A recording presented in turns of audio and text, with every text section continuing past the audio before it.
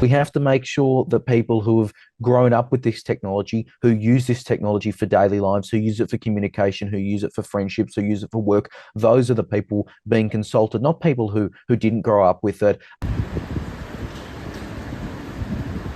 Look, we haven't exactly had the full details released yet, which isn't ideal. But it seems like this could be some form of ID for literally every Australian who uses social media to verify that they aren't, under the age of 16.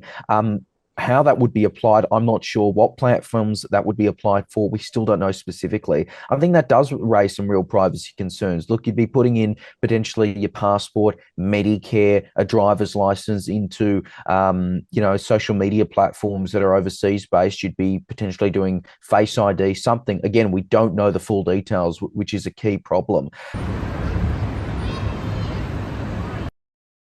And so we have young people approaching us every day with various different issues, and they range from being exposed to harmful material, pornography, to being cyberbullied, receiving misinformation, which leaves them extremely confused, and also, of course, predatory behaviour, sextortion. We see kids with body image issues, and that's just to name a few. We are seeing a generation of highly anxious kids, and that's what is of such concern to me personally. When are we going to stop putting profit and privacy ahead of the safety of our children? Our children are our future. They need to be protected, and they don't have the life skills. They don't have the ability to be able to navigate this very adult space. It leaves them extremely vulnerable to inappropriate contact and to being exposed to misinformation and harmful content.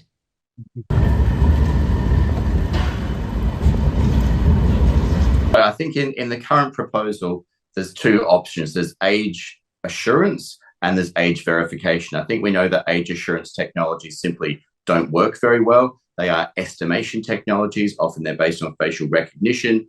We know that they have a high error rate, and they also don't deal with non-white faces terribly well. So it's unlikely we'd go down that path. What the e-Safety Commissioner has proposed is a sort of a two-step process where the e-Safety Commissioner or a government agency sets up a halfway house.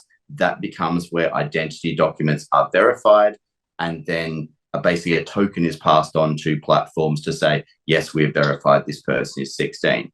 That is probably the best of a series of quite bad options in terms of verification. What we know, though, is it's not just children, but it's all Australians that would need to verify their identity.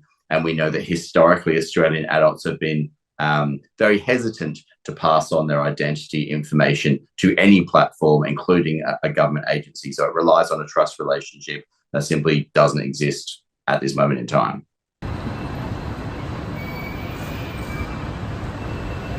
No, I don't think this will work. I don't think this will keep kids safer. I think it will disenfranchise them from the political process. I think they'll find workarounds very easily for any technical solution.